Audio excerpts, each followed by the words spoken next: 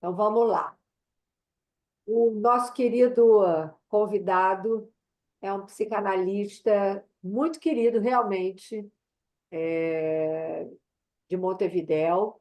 Ele é AME e AE fundador da Escola Freudiana de Montevidéu, participou na fundação da reunião Lacano-Americana de Psicanálise, em 86, assim como na fundação de Convergência, em 98, e em Barcelona, onde eu estava também. Mm, E faz, né, seminários na Escola Freudiana de Montevidéu desde sua fundação em 82. Já realizou exposições, seminários, conferências, é coautor de diversos livros e revistas de psicanálise, tanto no Uruguai como no estrangeiro. É editor da revista Anudar e do livro RCI, Publicações da Escola Freudiana de Montevidéu, e autor do livro Escritos Psicanalíticos, coautor do livro Fim de Análise, Autorização do Analista. Foi professor de psicanálise na Universidade da República, assim como chefe do Departamento de Psicologia Clínica do Hospital Psiquiátrico do Ministério de Saúde Pública, no mesmo mensalmente a apresentação de enfermos desde 96 até agora. Então, assim, queria passar a palavra para o Henrique. Henrique, se você tiver a possibilidade de falar por meia hora, eu te agradeço, porque a gente vai ter mais 15 minutos para o Felipe, que é o seu debatedor, e eu, que vou também querer entrar na discussão, e depois mais 15 minutos para o público. Tá bom? Então, bien. passo a palavra para você. Muito obrigada por ter aceito o convite. Bueno, sí, voy a tratar media hora creo que es menos tiempo. Bueno, vamos a pasar a la lectura. Un momentito. Bien.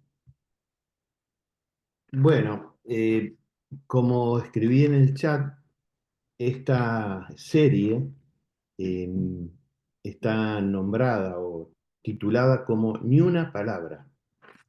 Entonces escribí algunas cosas respecto a la serie, es muy interesante, es muy amplia, y bueno, me pareció que era mejor escribirlo así ordenaba más el tiempo. Lo que escribí le titulé Ni una palabra, entonces algunas letras. Ni una palabra, como muchas obras de Harlan Coben, que es de quien sacan la serie, el escritor, se sirve del suspenso, del secreto y del golpe narrativo para tocar una fibra más íntima, la del lazo familiar que se vuelve inhóspito. Explora temas de confianza, privacidad y la relación entre padres e hijos en la era digital. Cohen tiene el arte de convertir el hogar en escenario del horror, pero no del horror fantástico, sino del más cotidiano, el de los padres que no escuchan y el de los hijos que callan demasiado. Su estilo narrativo es ágil, directo, atrapante, no oculta, sino que intensifica el malestar estructural que se pone en juego. Cuando la familia se vuelve el lugar del exceso, cuando el amor se transforma en control y cuando el silencio reemplaza la palabra, lo que irrumpe es el acto. Les propongo leer esta serie no solo como una ficción atrapante, sino como un dispositivo clínico, es decir, una puesta en escena de los impas subjetivos que el psicoanálisis puede leer y hacer hablar. Lo que no se dice, se actúa. Y en ese sentido, la serie Ni una palabra puede ser leída como un síntoma que muestra cómo el sujeto intenta existir allí donde el otro falla. Tengo un primer punto, un primer subtítulo que lo llamo De la madre. Quiero partir de una de las escenas para mí, más significativas, y es la que ocurre cuando Ana, la madre de Adam, instala en secreto una aplicación espía en el teléfono de su hijo. Lo hace después de haberlo escuchado hablar solo en su cuarto y de encontrarlo cada vez más aislado. Este acto, aparentemente maternal, implica algo más, una invasión del espacio psíquico del hijo. No lo interpela, no le pregunta, no espera su palabra. Busca saber directamente. Aquí la tecnología se pone al servicio del goce del saber, del control y no de la palabra ni del lazo. Es un uso de lo tecnológico que clausura el enigma, que reemplaza el diálogo por la vigilancia y que en nombre del cuidado aplasta el lugar del sujeto. En lugar de permitir que Adam hable, su madre ocupa con su propia angustia el lugar que debería ser el del enigma. A partir de Lacan sabemos que el deseo no es espontáneo ni natural. Se estructura en relación con el deseo del otro, pero cuando ese deseo del otro no se ofrece como enigma, sino que se presenta saturado, es decir, como demanda cerrada, invasiva o directamente como goce, lo que se obtura es la posibilidad misma del deseo del sujeto. Como afirma Lacan en el Seminario 11, el deseo del hombre es el deseo del otro. Esta fórmula no debe de leerse como un reflejo especular, sino como una estructura de falta. El sujeto se constituye en relación con lo que el otro desea, pero a condición de que eso no sea del todo sabido.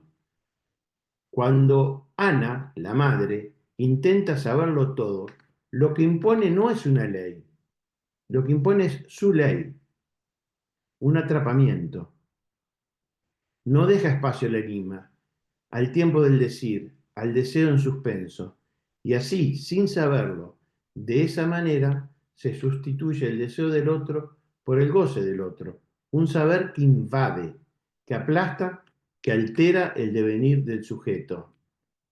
Otra escena que considero clave es cuando la madre lee los mensajes privados de su hijo y al ver que éste se culpa por la muerte de su amigo Igor, no se lo dice a nadie. Carga con ese saber sola, incrementando la lógica del secreto. Lo notable es que a pesar de vivir en un mundo hiperconectado, donde todo puede compartirse, la verdadera palabra, la que interpela al otro en presencia, se encuentra cada vez más dificultada. Hay redes, pero falta lazo. La escena muestra el aislamiento subjetivo, no solo de los adolescentes, sino también de los adultos, atrapados en el silencio que provoca la saturación de información. Ana, la madre, habla poco con el padre de Adam, ni con la escuela ni con su hijo. Está sola con ese saber que no hace discurso. Podríamos decir que el síntoma ya está ahí. Un segundo subtítulo de esta presentación que tengo para ustedes le llamé del padre. La figura de Michal, el padre de Adam, encarna visiblemente una de las problemáticas contemporáneas, cierta fragilidad en la función paterna. Está presente, sí, pero no suficiente. Escucha, pero no limita. Acompaña, pero no corta. En una escena central, Ana le confiesa que ha estado espiando el teléfono del hijo. Él no se molesta más que tibiamente, no objeta demasiado, ni tampoco propone una alternativa. Deja ser. Esto que podría parecer una forma de respeto por la decisión de la madre, revela una dificultad en la afirmación de la función nombre del padre como operador simbólico de la castración. Lacan enseña que la función paterna no depende de la presencia empírica del padre, sino de su lugar estructurante en el campo del deseo y la ley. El padre, en tanto nombre, es quien introduce una separación necesaria entre el sujeto y el goce del otro, permitiendo así el surgimiento del deseo. Como dice en el Seminario 4, el nombre del Padre es aquello que inscribe la ley en el deseo. Cuando esa inscripción está débil, falla, el deseo no encuentra su borde y el goce no puede invadir el campo de lo subjetivo. En la serie, el padre parece no asumir resolutivamente esa función más que tardíamente en la serie. El relato fílmico muestra que no hay ley que limite el empujo materno inicial a saberlo todo. Su silencio inicial lleva a una abstención que deja a la madre sola con su goce y al hijo sin mediación. Esta forma de padre blando que cede en todo, que acompaña esa imposición, que evita el conflicto en nombre de la armonía, es un rasgo frecuente de nuestra época. No encarna la ley, sino el consenso. No transmite el límite, sino la vacilación. En ese vacío, el sujeto puede quedar sin referencia simbólica frente al deseo del otro, aunque sea circunstancialmente, como muestra en esta serie lo que le ocurre al hijo, al protagonista. Obviamente no se trata aquí, si uno ve la serie, de un padre ausente en el sentido banal, sino de una función en crisis, al menos hasta ese momento. Una función que ya no logra sostener la lógica de la separación y cuya debilidad deja al hijo expuesto a un exceso de sentido que no pueden elaborar. Un tercer punto de este trabajo que les presento lo llamé del amigo, Igor. El acto de Igor, su amigo, el amigo de Adam, el suicidio por sobredosis, atraviesa toda la serie como un núcleo de goce sin inscripción simbólica. En los primeros episodios, Adam, el hijo de Ana y Michal, visita en secreto el memorial improvisado de su amigo, pero no habla de ello con nadie. Ni en la escuela, ni los padres, ni la policía logran darle lugar a ese duelo. En los flashbacks de la serie, vemos que Igor tenía acceso a medicación peligrosa a través de una red conducida por una figura siniestra, que es la consejera escolar Joanne Makoska, y ahí encontramos un otro institucional que no protege, sino que goza. Debo decir que esta consejera escolar que tenía esta red utilizaba recetas médicas de la madre de Adam, que Adam conseguía. Se evidencia en la cultura de la medicalización que atraviesa la vida adolescente, donde las respuestas subjetivas al sufrimiento son rápidamente codificadas en términos de déficit químico y el síntoma es tratado como un error a corregir. El exceso de medicación en nuestra época, legitimado por discursos tecnocientíficos, escolares o incluso parentales, opera muchas veces como una forma de silenciar al sujeto en lugar de escucharlo. No se interpreta el malestar, se lo suprime. Igor, el amigo de Adam, el que termina suicidándose, sometido a ese circuito de muerte, encuentra como única vía de salida su propio acto. Debo decir que los fármacos, digamos, que utilizaban eran fármacos recetados, pero bueno, que se apropiaron ilícitamente y con eso se drogaban. No se trata entonces, como Lacan plantea en el Seminario 10, que el suicidio es un pasaje al acto en tanto que apunta al agujero en lo real, al rechazo de ser representado en el campo del otro. Entonces no se trata entonces de una pulsión de muerte en el sentido pulsional freudiano, sino de una solución trágica frente a una angustia sin palabras. En este capítulo del trabajo le llamo del hijo, o sea, de la madre, del padre, del amigo. Ahora voy a hablar de Adam, el protagonista. Bueno, uno de los protagonistas. Adam, en cambio, no muere como su amigo Igor. pero desaparece. Y esa desaparición es también un acto. No hay notas, no hay mensajes. Se aísla de todos, se borra. Es una respuesta al doble exceso. La madre que lo invade y el padre que no se para. Una escena ejemplar ocurre cuando Adam es retenido por sus propios amigos, quienes lo encierran por miedo a que delate la red de abuso de medicación y droga que ellos estaban metidos.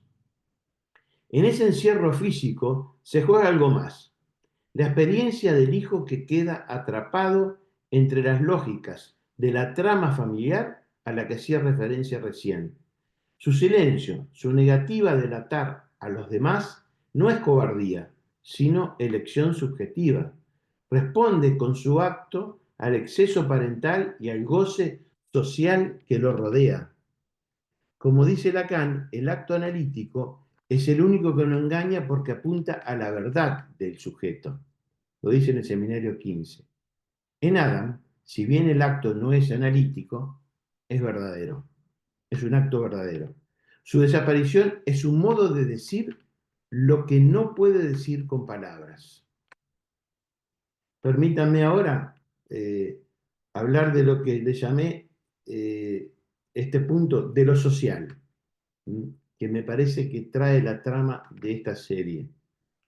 Harlan Coben, quien hizo el libro, nos plantea de manera hábil interrogantes sobre el costo social de estas comodidades tecnológicas.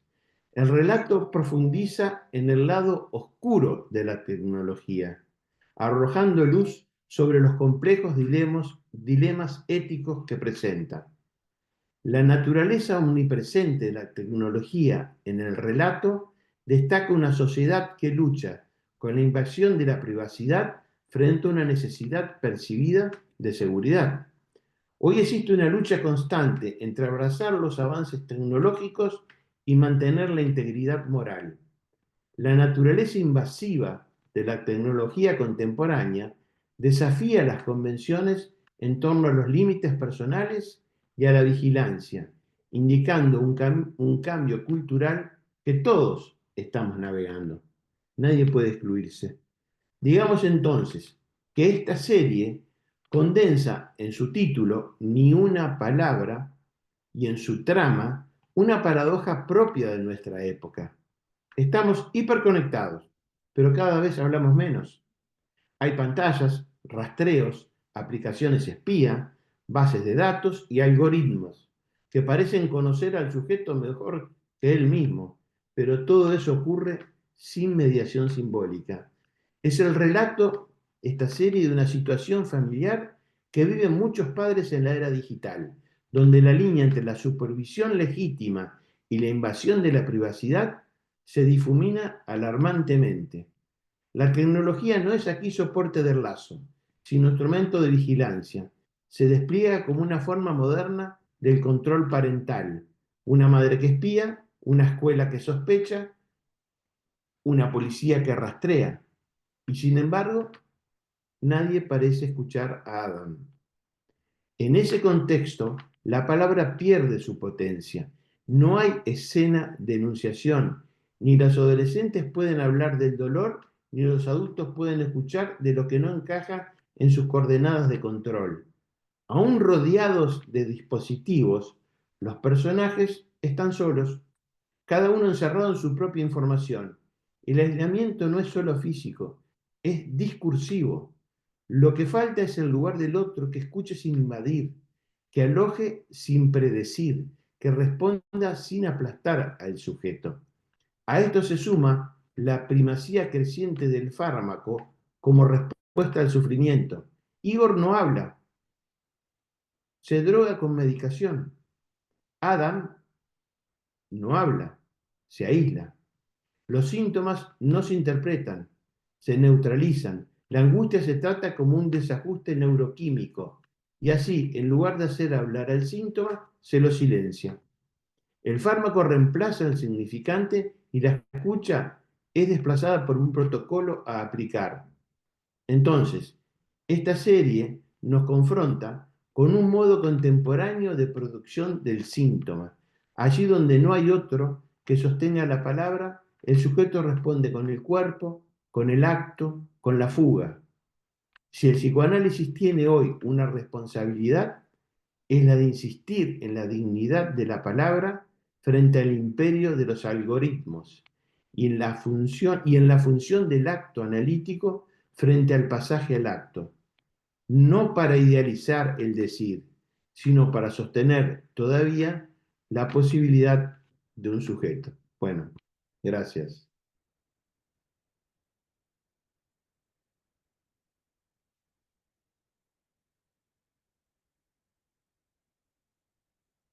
Muito bom, Henrique. É, eu vou pedir para o Felipe colocar as questões dele e vou entrar nesse debate depois. Bien. Vamos lá, Felipe? Vamos, boa noite. Obrigado, Henrique. E apontamentos específicos da série. E na série, realmente, essa questão, primeiro, para mim, o que ficou muito claro desde o começo é essa mudança nas relações, até onde os pais vão esse limite entre o que é privado e o que não é, o que é legitimado, né? É como poder desses pais. Isso depende muito da cultura, né? Em que também essas famílias estão. Mas, por exemplo, é muito comum, e eu estava escutando isso agora, né, recentemente, nas famílias europeias é muito comum o jovem sair de casa muito cedo, né, em torno dos seus 17, 18 anos, e, de fato, já ter uma vida bem apartada das suas figuras parentais. O que, para a gente aqui, pelo menos no Brasil, vou falar do Brasil, isso não é comum, né? Cada vez mais vemos essa separação dessa vida doméstica ocorrer mais tarde e mais tarde, né? Então, isso eu acho que muda também, logicamente, até onde também esse limiar, esse limite vai, até onde isso vai em conhecer ou não sobre esse outro que habita o mesmo teto, né? No caso, os pais e o filho. E aí tem essa mãe que, por uma experiência de quase perda, justifica esse controle total, né? Ela até fala numa experiência em que, aos 3 anos de idade do Adam, ela o perde em uma festa e fica com medo de ter desaparecido essa criança, e desde então ela cria esse mecanismo de hipervigilância e muita proteção, onde, na verdade, a palavra do Adam não comparece. Mas, em relação à função paterna, você traz essa queda, né, da função paterna representada no pai do Adam.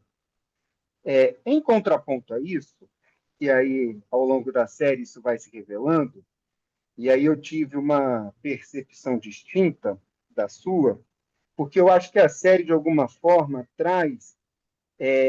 exemplifica como, de fato, a função paterna está ali a partir do desejo desse outro primordial que a gente pode chamar da função materna, né? No final da série ali, a gente vê que o pai do Adam não é o seu pai, não é o seu genitor, né? A própria mãe dele descobre isso, apesar de saber isso, não querer saber disso, né? Ela é vítima de um estupro, muito próximo ao casamento, e a gestação vem exatamente ali próximo ao casamento. Então, ela mesma também nega isso, mas ela escolhe o pai do Adam como pai. E eu acho isso interessante, porque aí ela traz a fala de que o Adam falava com esse pai, a proximidade, as identificações. Então, não me parece que haja um declínio da função paterna aí. Mas, de fato, eu penso hoje...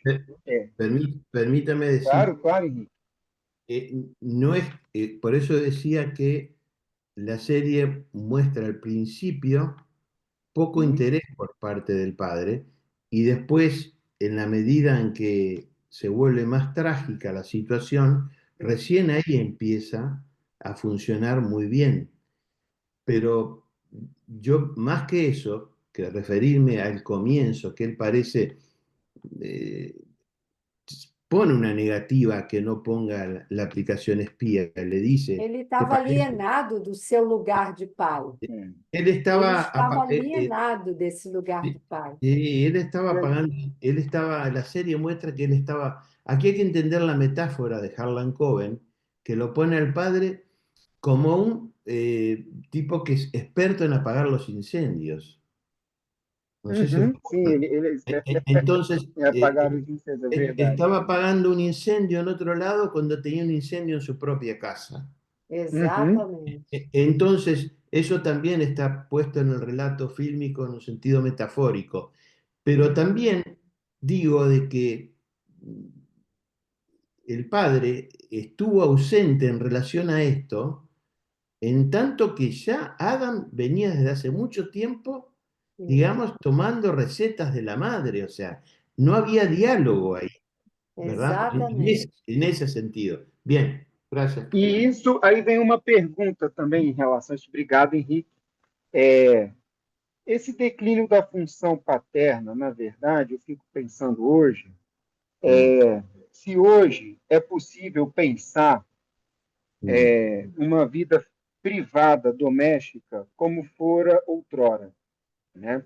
Eu Ô, falo isso, Felipe, eu não diria declínio da ação paterna, eu diria declínio da figura do pai, que eu acho que é diferente. E outra mm. coisa que eu acho que é importante, essa série mostra muito, de forma Da, muito da impressionante, a autoridade exatamente, paterna. Es- essa série mostra esse pai que estava alienado da sua função, o fato dele ser confrontado com a, a não, o fato dele não ser o pai biológico do Adam, o convoca, né? Ou ele entrava de fato como pai, ou ele ia ficar na posição inicial que ele toma quando ele começa a quebrar as coisas dentro de casa, porque achava que a mulher tinha traído. Mas, de fato, ela o traiu. Ela o traiu com silêncio. Aí, vários silêncios, como o Henrique trouxe, que são importantes da gente tomar como esse traço da nossa contemporaneidade, como a falta do discurso corrente, da troca simbólica, cria, né, ruído na transmissão. Porque a transmissão ela convoca enunciados para que uma enunciação se dê desse sujeito que está atravessando a adolescência. Né? Então, há esse silêncio em relação ao estupro, ela não fala para o futuro marido que ela tinha sido estuprada, depois ela não diz para ele, né, que havia dúvida em relação à paternidade. Então, várias coisas vão acontecendo. Essa confusão na cabeça desse pai, né? E é muito bonito como isso é colocado muito claramente. A confusão entre pai biológico e função paterna, são muitas as questões contemporâneas que essa série nos confronta. Era só um adendo que eu queria Esse colocar. estupro se dá na despedida de solteiro, né? Não é isso? isso. Ela estava na despedida de solteiro e bebe todas, né? E de repente aparece no banheiro sem calcinha. Sí, lo interesante es que ante la ausencia de palabras, lo que esta serie muestra, que hay muchos actos, desde el acto máximo, que es el suicidio de Igor, el exceso de consumo de drogas, medicamentos, a lo metafórico que pone Harlan Coben en la serie es que el protagonista, Adam, desaparece, no está. Entonces todos hablan de él, pero él no habla, él no está. desaparece, es una forma fílmica de mostrar la desaparición del sujeto. Isso. ¿Por qué? Porque había un desacomodo de la función materna y de la función paterna en esa familia de una determinada manera. Pero creo que la serie quiere mostrar algo más, mostrar lo que está pasando socialmente. Si hay mucha tecnología, muchos aparatos, pero no nos hablamos. Y Isso. si no nos hablamos, nos aislamos, desaparecemos. Si la palabra no está, al sujeto le queda poca vida, ¿eh?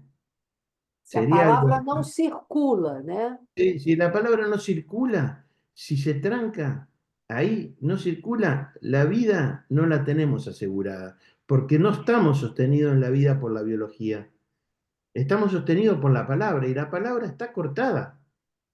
¿Mm? Eso es algo interesante a pensar y creo que la serie lo muestra. Uhum. Perdón, Felipe, estabas hablando. Sim. Eu penso não somente em relação à tecnologia, eu estava falando em relação a isso, a uma outra instância de legitimidade que hoje atravessa as famílias no Estado democrático. Esse doméstico da vida familiar hoje não é mais privado como fora em outros tempos.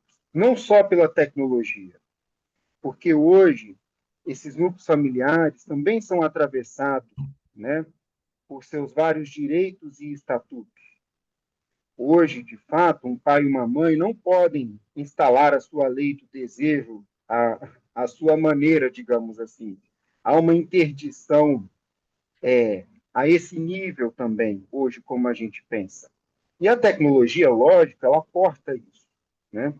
Então, digamos que quando a gente pensa antigamente nesse doméstico da lei do desejo, somente função paterna e materna e esse outro, isso hoje já não há também no contemporâneo, né? Esse outro, desde muito cedo, sabe dos seus direitos, sabe do que pode reclamar para além dessa vida. E isso é um terceiro também, é algo O a mais no Estado jogo. passa a legislar o privado.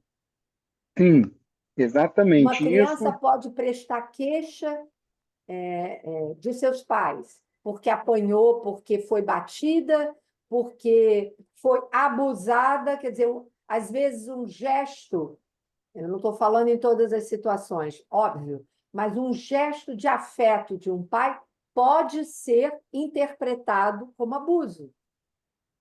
uhum. Então, tem muitas questões, né, na nossa contemporaneidade. Você Sim. terminou o que você queria colocar, Felipe? Terminou? Embora eu tenha interferido.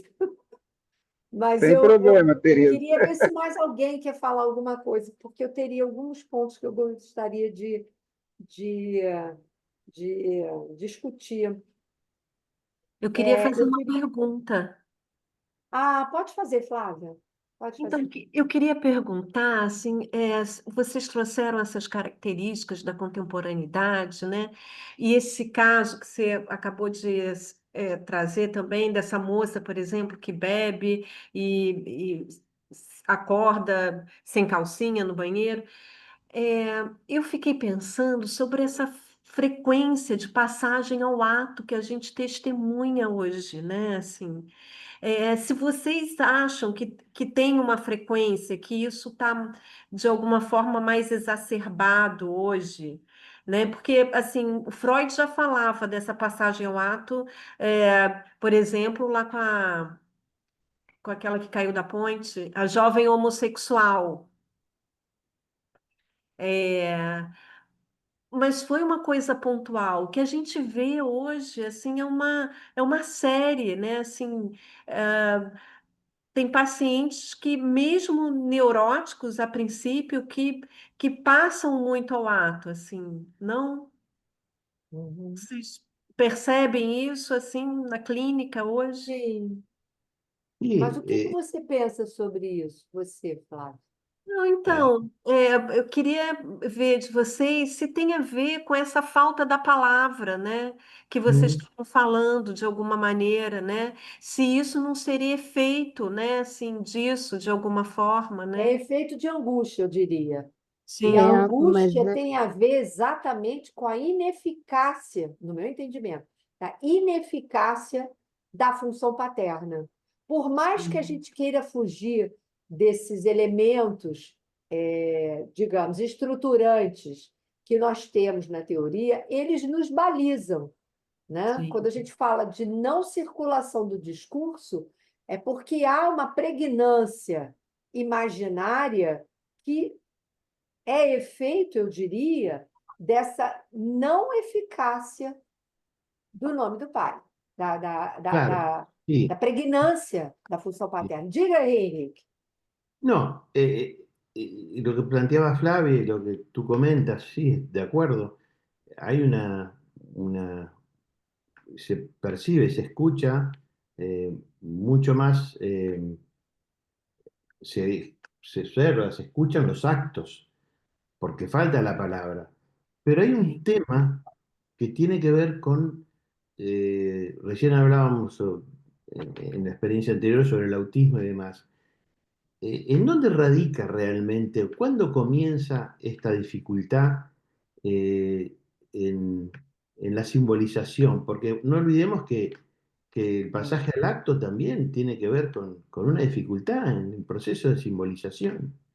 Y eso sim, tiene que ver con que hay una presión social muy, muy grande Sim, sobre los padres, ¿verdad? A intervenir en relación a sus hijos. Yo digo, últimamente lo planteo de la siguiente manera, digo, a los padres hoy les cuesta decir no, isso. cuesta decir no. Y el no no prohíbe. Si hay algo que habilita al sujeto, es el no, porque el no es lo que posibilita que el sujeto realmente entre en un proceso de simbolización bueno, por así decirlo, ¿verdad? Porque así como Freud habló del Forda, la presencia y la ausencia, y la presencia y la ausencia favorece la simbolización, sim, también el no favorece la simbolización. El no es habilitante. Y los padres, por presión social, por ideologías de todo tipo, están temerosos de decir que no. O callan o dicen que sí cuando tienen que decir que no. Isso. Entonces, ahí viene el problema. Hoy en día también hablamos de que se ve mucha depresión. Es verdad. sim, Aparecen más, por lo menos, los síntomas depresivos, para no pensar tan en grande como la depresión. Bueno, también pasamos por ahí. ¿Eh? ¿Por qué? Porque al decir que no, parece que todo está permitido. Y el sujeto necesita para desear que el no esté. Y si todo está permitido, si ustedes miran la propaganda televisiva, dice, tiene dolores de cabeza, no sufra más, toma esto. Tiene tal cosa, no lo haga más, tenga esto, tome esto. No, pareciera decir que dice, no sufra, no tenga una especie de negación del dolor. sim, ¿Verdad? Es una especie de alentar al placer puro infinito, no diciendo, no pudiendo decir no. Y eso, digamos, termina deprimiendo al sujeto, porque todo está permitido. Es necesario la falta para poder estructurarse. Y sim, esto está pasando. Entonces es lógico que haya más depresiones, más pasajes al acto, ¿verdad? No psicóticos, pero pasajes al acto en sí mismo. Ahí porque faltan la palabra, porque falta el no. Eh, Por ahí. sim. Obrigada. Helena quer falar e eu gostaria de ouvir também o Nazar e o Luiz. o meu é rapidinho, assim. Isso que a Flávia trouxe, né, é o que está o tempo todo aqui me impregnando de questões, né? O que se vê hoje na clínica é exatamente não há conversa nas famílias. As famílias não conversam mais, não se comunicam. No Então, a celular, Flávia falou. Exato. ficam no celular. Jogos eletrônicos, o celular, mas também os pais não se implicam nisso de se colocarem como pessoas que querem ali escutar. Quando o Henrique disse, né, a mãe coloca lá um dispositivo espião e não procura escutar o filho, mais ou menos foi isso que eu anotei, Isso. né? Então, assim, e outra coisa importante que o Henrique falou agora, os pais não sustentam o não. Por quê? Eles têm o grupo da escola com 300 pais e mães falando, aquilo é uma loucura. Então, assim, eles não se sentem aptos a contrariar esse grupo todo que fala muito e que coloca verdades ali, isso não pode, assim, eles estão sempre se colocando nessa referência, em referência a essas, os outros não fazem, então como eu vou fazer? Então não existe mais aquela educação que se dá na família, é tudo muito grupal, muito tribal e da melhor, olha o meu ato falho, da pior maneira possível, né? Então, assim, eu fiquei muito, gostei muito das coisas que o Henrique trouxe, depois as contribuições do Felipe, de quem falou, da Tereza e da Flávia, e vou assistir a série que ainda não assistia, mas isso está presente muito fortemente na clínica, né? A não possibilidade de simbolizar e a impossibilidade total de sustentar um não.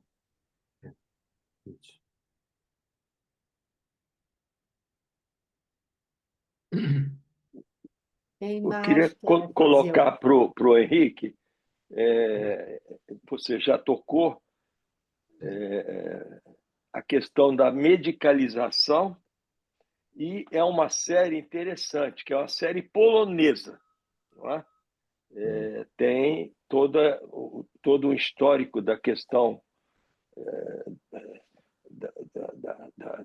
do estupro, né? Da questão nazista, do nazismo, de Hitler, e se passa numa comunidade de residências ricas, não é? São residências, casas de pessoas, famílias ricas, de classe média alta, todas Sí. elas.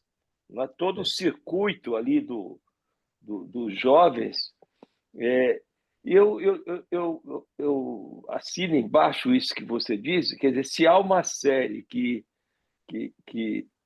trata da questão da função paterna, é essa série. E nesse lugar dessa carência vem essa medicalização, vem esse discurso capitalista, e não há assim a circulação de uma palavra que faça liame, que faça laço, não é? Por isso é que é o que a gente vê o tempo todo, né? Os filhos, por que normalmente, na maioria das vezes, os filhos vão embora, os pais tombam na adolescência, né, dos filhos, os pais tombam, e os filhos, a partir de palavras mais interessantes, mais ricas, mais simbolizantes, os filhos vão e ficam em laçamento simbólico aí. Mas ali não, ali uma ruptura e há uma Ei, passagem ao Zeca, ato. Oi. E há uma passagem ao ato e mostra essa prevalência da medicalização, da questão do capitalismo, essas coisas todas. Eu acho uma série interessante para trabalhar a questão do pai. Ah, É bien. isso. eu podia só dar fazer um comentário aqui, que é o seguinte: muitas vezes as pessoas ouvem essa questão de função paterna como se fosse uma exigência só do lado do pai. Mas esse limite, essa função paterna, ela tem que ser exercida não só pelo pai, como pela mãe. Sim. Porque eu posso contar alguns exemplos assim gravíssimos, né, em que a mãe corroborava essa ausência de função paterna, na medida em que o pai desapareceu, um homem que desapareceu no mundo, era muito frágil, etc., né? Ele ficava numa posição assim, muito humilde, e a mãe era uma mulher com muitas posses, o pai dela era muito rico, etc. Mas ela não mantinha, ele já tinha essa falência total do pai, que nem aparecia nem nada, mas ela não tinha nenhum controle sobre a situação da casa nem com o filho. Ele fazia tudo o que quisesse e ela concordava, aceitava muito bem. Não havia essa história do não, né? Até porque, se vocês pensarem, eu acho que todo mundo concorda, né? O não, o limite, a lei, ela não é para ser colocada em nome do terror, e sim em nome do amor. Quer dizer, é criando essas condições para que o indivíduo possa viver dentro da restrição da lei que ele vai poder funcionar minimamente. Porque senão nós vamos ter quadros, e eu poderia citar vários, né, em que, não havendo a menor lei, como eu dei o exemplo no outro dia, todo mundo fumava maconha junto, cheirava junto, o pai cheirava. Bom, o rapaz acabou na Rocinha, no armado, fazendo indolação, né? Eu acho que é importante se ter essa noção, né, de que isso é um trabalho, digamos assim, se temos pai e mãe a dois, né? Não é Sí, uma coisa a um. A mãe es- entra com o amor e o no, pai com o no, temor. Não é no, assim. Luis, si no hay, si la madre no, la madre es quien puede fijar la palabra de la función paterna. La madre es la que fija. Si no hay una madre que fije, que avale la función paterna, tampoco funciona. Es una Sim, relación claro. muy dialéctico. Por eso no es el padre, el papá de carne y hueso, sino una función. Y Exatamente. la función paterna la puede hacer, no sé, otra persona que la madre encuentre en un vecino, en un tío, en un amigo, que Sim, nem pueda. precisa ir longe. Eu conheço um exemplo muito bem. A família tinha uma espécie de uma governanta antiga, mais velha, etc. Quem exercia a função paterna era ela. Ela Y que dizia sí, o que podia, o que não podia, e a mãe, às vezes, e o pai consultavam ela, né? sí, y eso es así. Pessoal, olha só, a gente vai precisar interromper. Eu vou agradecer ao Henrique a generosidade de ter vindo aqui falar para nós e Gracias. também agradecer ao Felipe e a vocês nessa participação. Então, no mês que vem, nós vamos de novo trabalhar mais uma série, talvez essa adoração, ou um filme. Aliás, são dois filmes que a Isabel Fabres, que está aqui, me indicou, que eu também acho que seria interessante. Então, mês que vem, nós vamos voltar nesse espaço, tá? O assunto psicanálise com crianças e adolescentes. Muito obrigada, gente. Boa noite. Obrigada, Henrique, foi ótimo. Muchas gracias por la Boa invitación. Un gusto noite. trabajar con Boa ustedes. noite. Bom, Bueno, boa noite. Boa gracias. noite. Tchau, Chao, obrigada. Boa saludos. noite. Hasta Boa la próxima. noite. Tchau. Chao, Boa Flavia. noite.